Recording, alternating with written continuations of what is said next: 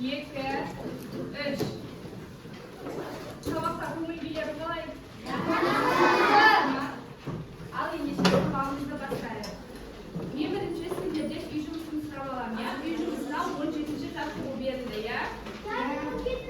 Қазір жаттығу бойынша 3 оқушыдан сұрайын. Кім түседі? Сол сендерге.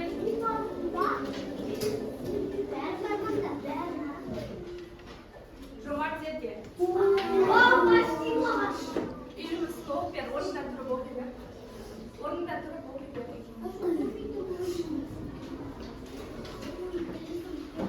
Қане сендер?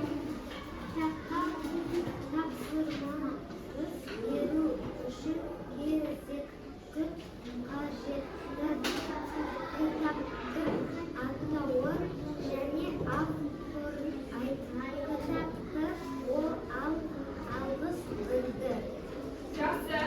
Келесі. Келесі кім істеді екен?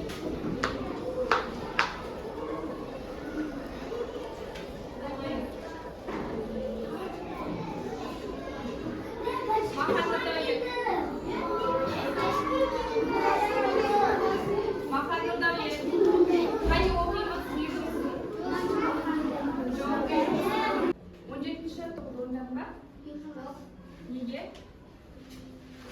Неге? Келесі. Кім түседі екен?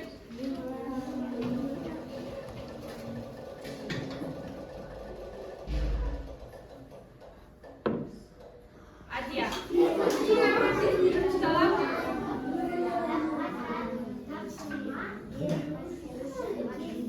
Адия дауысын айтып жатыр. Кітаптың атауын шүне авторын айтты.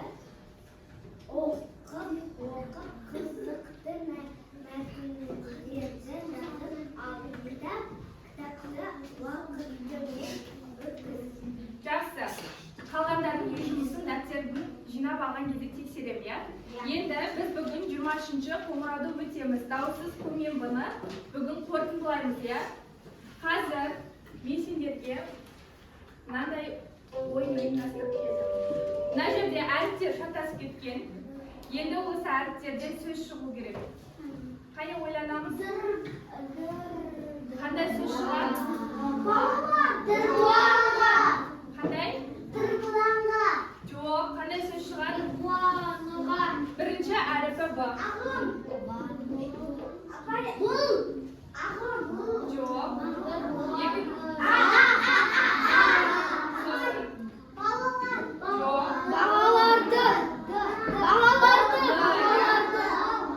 Қасысы?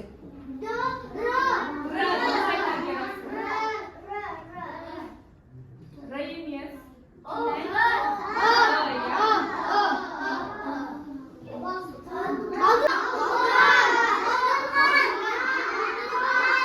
Жақсы.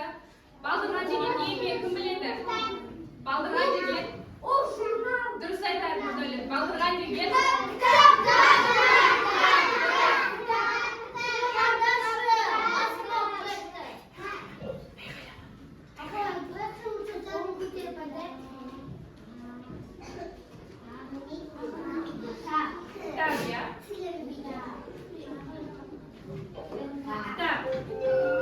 Ал енді келесі сөз тауып көрейікші. Ал енді бүгінгі біздің сабағымыз балдырған журналынан алынған кітапхана туралы мәтінмен басталады екен, иә? Қазір бәріміз 18-ші жаттығуға қараймыз. Қолымызбен ұстаймыз. Оны ұста. 18-ші жаттығуға қараймыз. Мен бірінші оқып беремін, не тыңдаймыз. 18-ші жаттығуда мәтінді мәнерлеп оқы. Менің не жазып тұр, иә? Қайсы ұшталамыз. Ұстап, мәтінді ұста. Қолмен ұста. Ұстадық па? Ал бастаймын. Менің нағашы әпкем кітапханада жұмыс істейді. Мен кітапханадан кітап алуға бардым. Нағашы әпкем саған қандай кітаптар ұнайды деп сұрады. Маған шытырман оқиғалы кітаптар ұнайды. Мен кітапханадан бірнеше кітап алдым. Алған кітабыңды жыртпай, уақытында өткіз, деді әпкем. Мен кітабымды уақытында өткізуге уәде бердім. Мәтін не туралы екен? Кітапхана туралы екен, иә? Айтамын. Кітапханадан алынған кітапты орнына қою керек. Мұны да лекті тыңдаймыз. Қол көтеріп сөйлейміз. Айтамын. Кітапханадан кітапты алған кезде ертең білу керек. Уақытылы өткізу керек, иә? Айтамын. Кітапханадан кітап алуға онсызға болмайды. Дұрыс айтасың. Кітапты ертуға болмайды. Апай, Айтамын. кітапханада шулауға болмайды. Шулауға болмайды, дұрыс тағы. Апай, кітап болмайды. Я бояуға болмайды. Кітапты қалай ұстау керек? Жақсы. Енді кітапты осындай сюжетті видео арқылы осы мәтінді тыңдап алайық. Қайне тыныш отырамыз, қолымызды қоямыз. Мен қосайын деп жатырмын.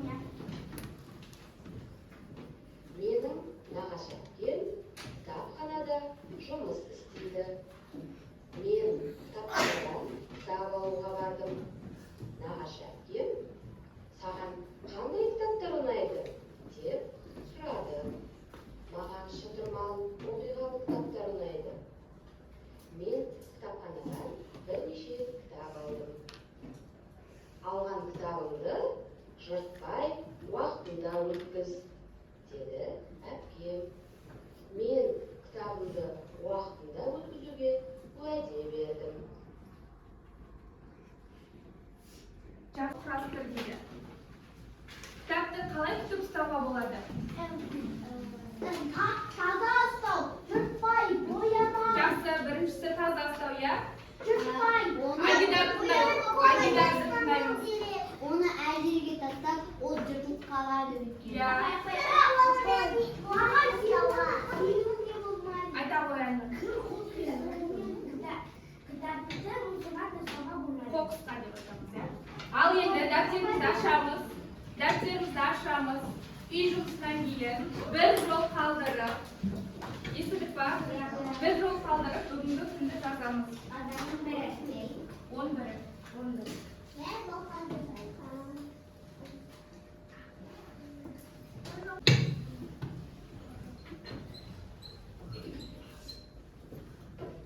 11. Жаттығымыз.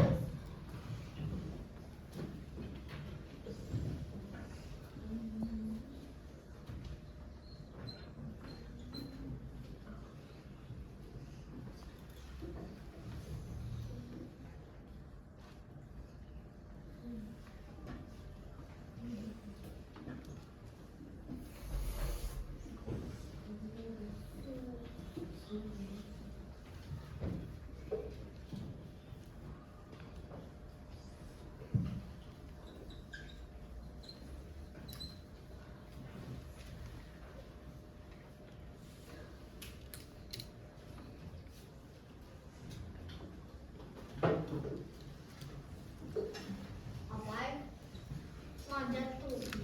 Қандай жұмысқа? 18. Оның астына кітапты күтіп ұстау туралы нұсқаулық деп жазамыз. Кітапты күтіп ұстау туралы нұсқаулық деп жазамыз.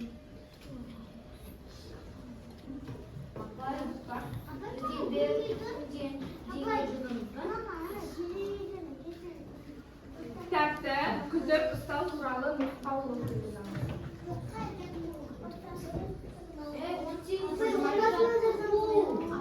Я ал жоқ, маған сыймай қалды.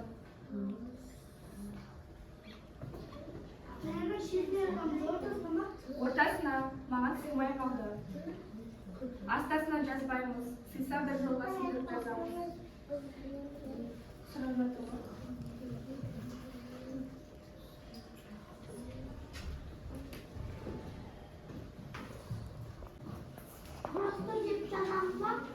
Құрастыр демейміз, нұсқаулық дейміз. Сендер құрастырайын деп жатырсыңдар ғой қазір. Жаздық па? Ал енді нұсқаулық жазып көрейікші. Бірінші бағана ұлағат айтты, иә? Кітапты таза ұстау керек, иә? Солай ма? Оның барлығы кітапты ұқыпты ұстау деп жазамыз. Кітапты жұртпау керек. Кітапты қалай ұстау керек? Кітапты жерге лақтыруға Кітапты таза ұстау керек, иә? Жазамыз.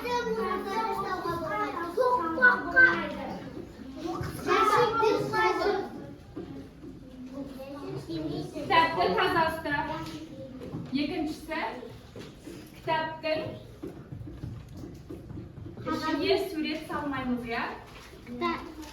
Сосын оқып болған бетімізді не істеп қоямыз? Белгілеп қоямыз, иә? Кім белгілеп қояды? Кітаптерге белгі бар ма? Жазамыз. Екінші. Иә.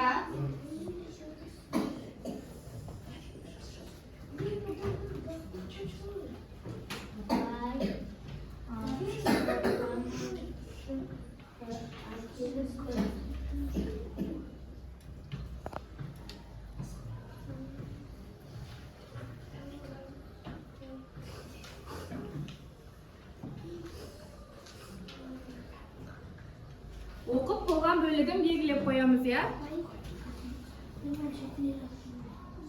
Кітапханадан кітапты алғаннан кейін не істейміз? Қайтарып береміз.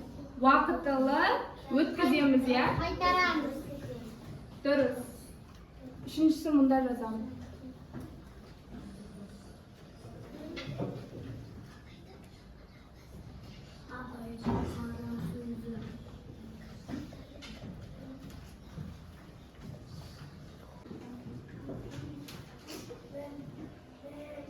Иә, астасына жазасыздар. Иә.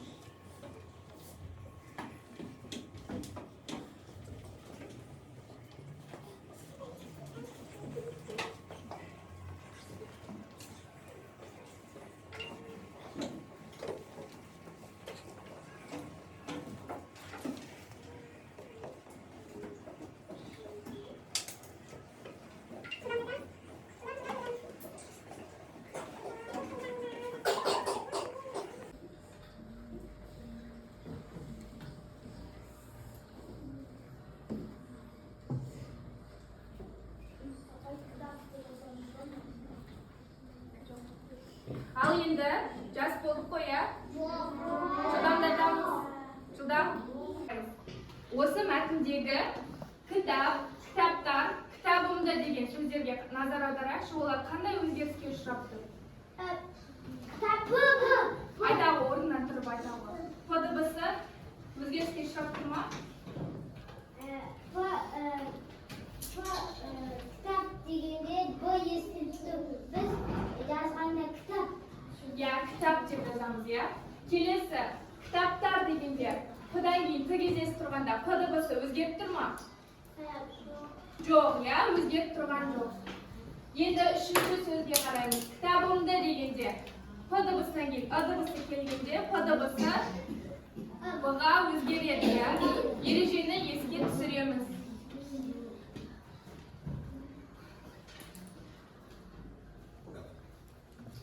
Енді есімізге сақтап аламыз. П дыбысына аяқталған сөзден кейін дауысты дыбыс келсе, П дыбысы Б дыбысына айналады, иә?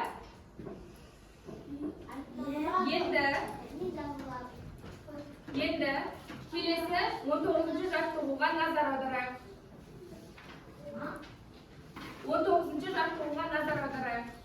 Қане, кітапты ашамыз. 19-ші жаттығу. Берілген оқиды. Берілген оқы. Нұрсұлтан оқы берілген. Даусын Қандағы сөздерді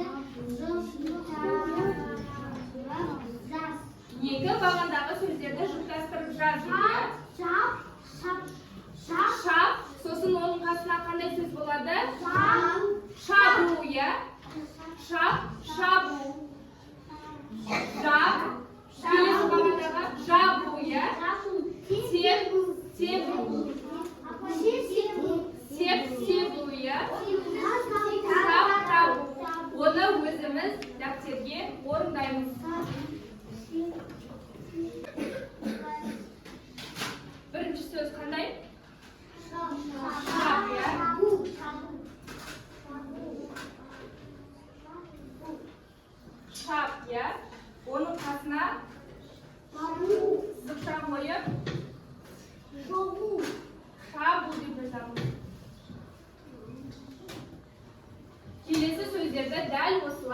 дәптерімізге жазамыз.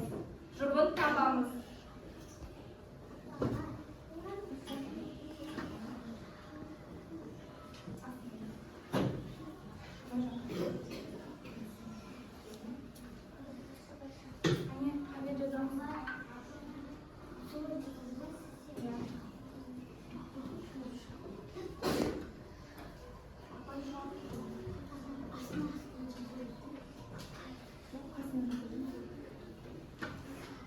Үтір қойып қасына жаза беріңдер.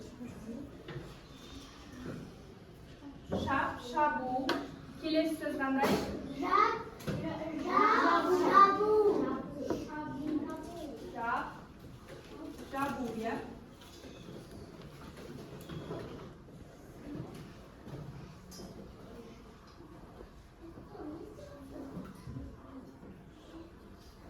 Келесі сөз? Тебу. Тебу, я. Келесі сөз жабу. Келесі сөз?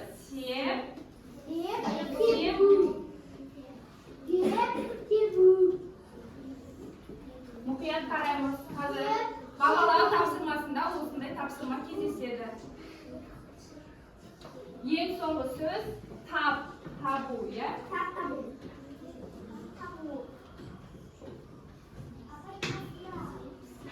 Тебу жаздық па?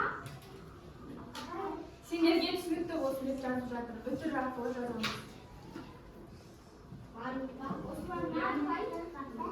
Я.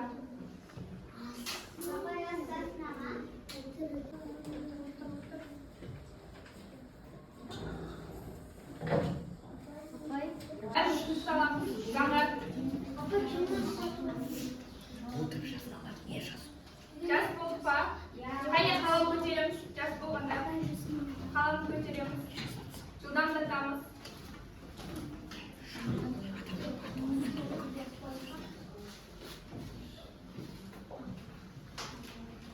Ислам жас болдың ба? Кітаптан қарап жазамыз.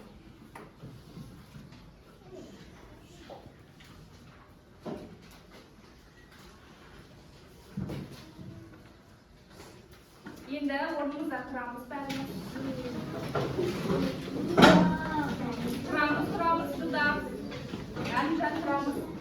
Қимылдарды қайталаймыз, я? Сергек кітабын жасаймыз. Қайне бірге қайталаймыз.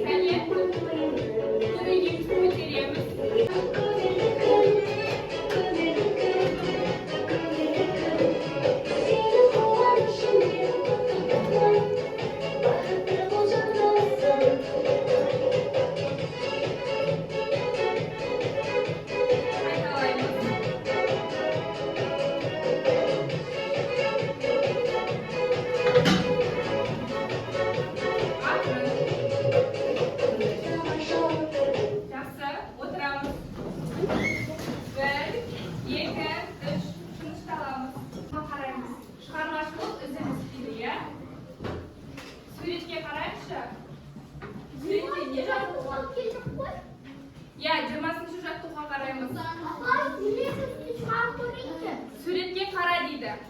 Суретте құттықтаймыз күнімен, шын жүректен, Жақыпты және туған деген сөздер жазылып тұр, я? Енді ол сөздерді мен сендерге тақтаға іліп қойдым, я? Енді құттықтау сөзі шығу үшін сөздерді қандай ретпен орналастыру керек? Шыға қой бақылы. Бірінші қандай сөз? Сызбаға қараймыз. Кімді деген сұраққа жауап беретін қандай сөз?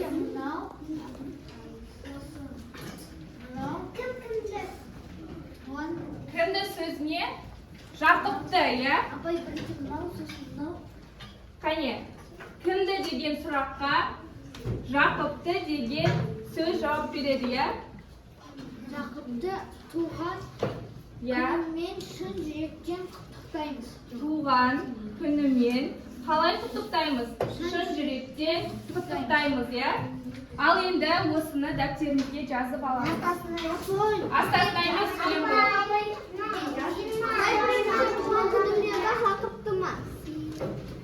Жақыпты туған күнімен шын жүректен құттықтаймыз.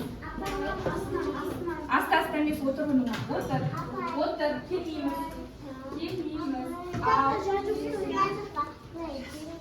Yazamız ballar, söyleyeyim bunu.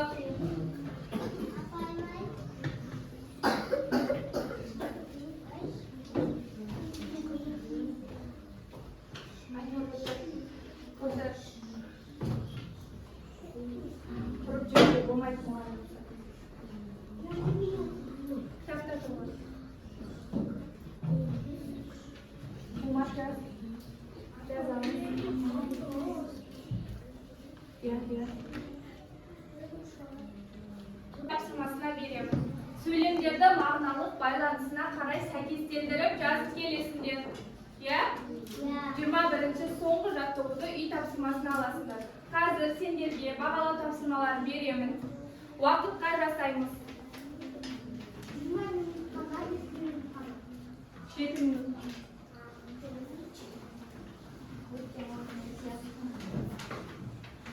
Атымызды жазуды ұмытпаймыз.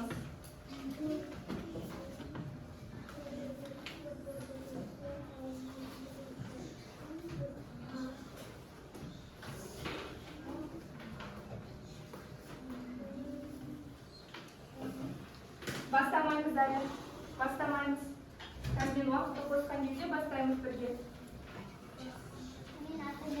Бағдәулет бастамаймыз. Аттарыңды жазып қойсаңдар болады.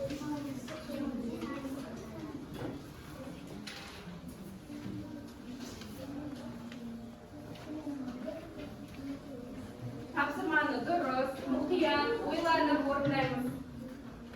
Жақсы ма? Қазір мен уақыт қосамын.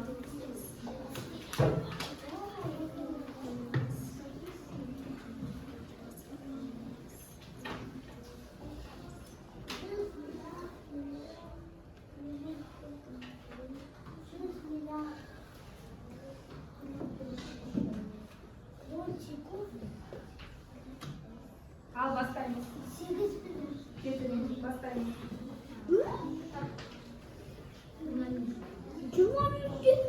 Оқа берілген оқа.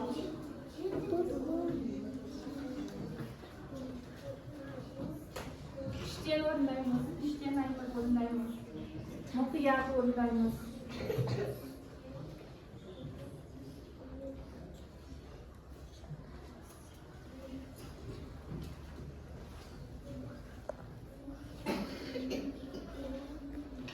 Adımızı жазуды ұмытпаймыз.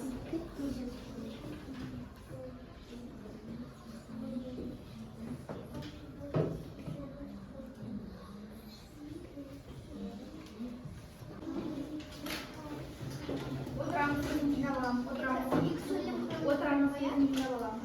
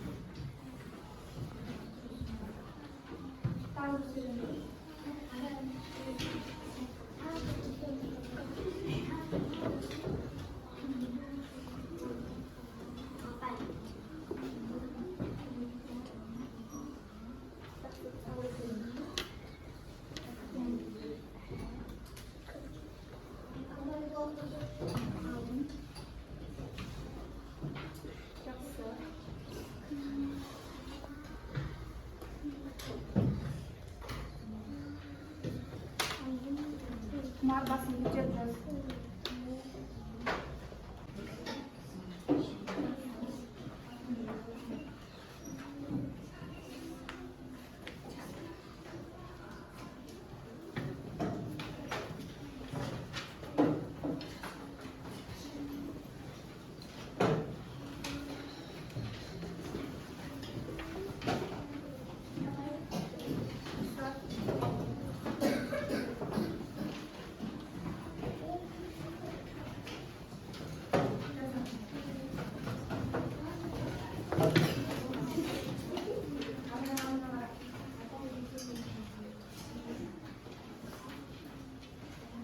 кім жазып болды? Күнделіктерін алып.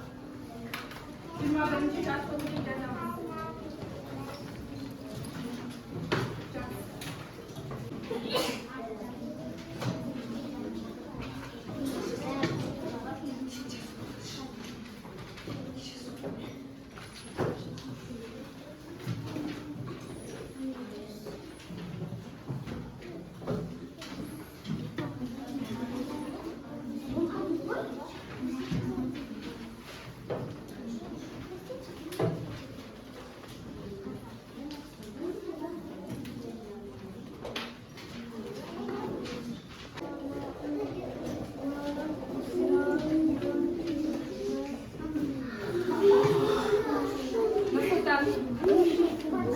Бәрі дыбыстан тыңдаймыз.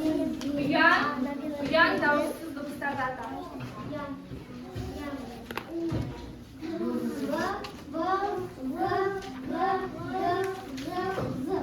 Жақсы, отыра ғой.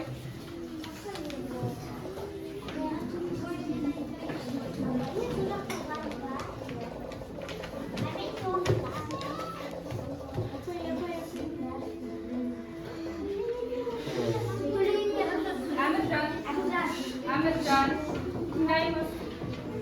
Үнді дауыссыз дыбыстарды атаймыз. Маған қараймыз. Үнді дауыссыз дыбыстарды ата.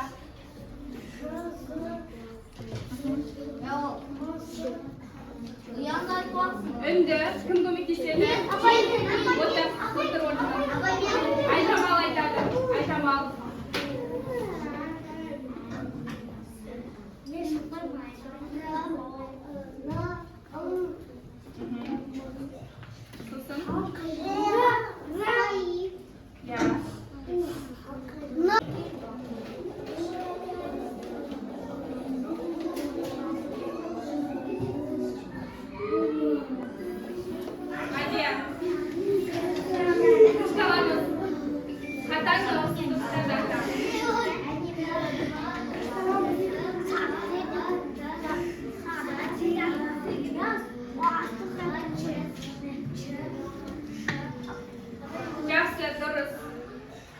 Виден 21-ші жаттығуды орындап, ережелерді жаттап келеміз.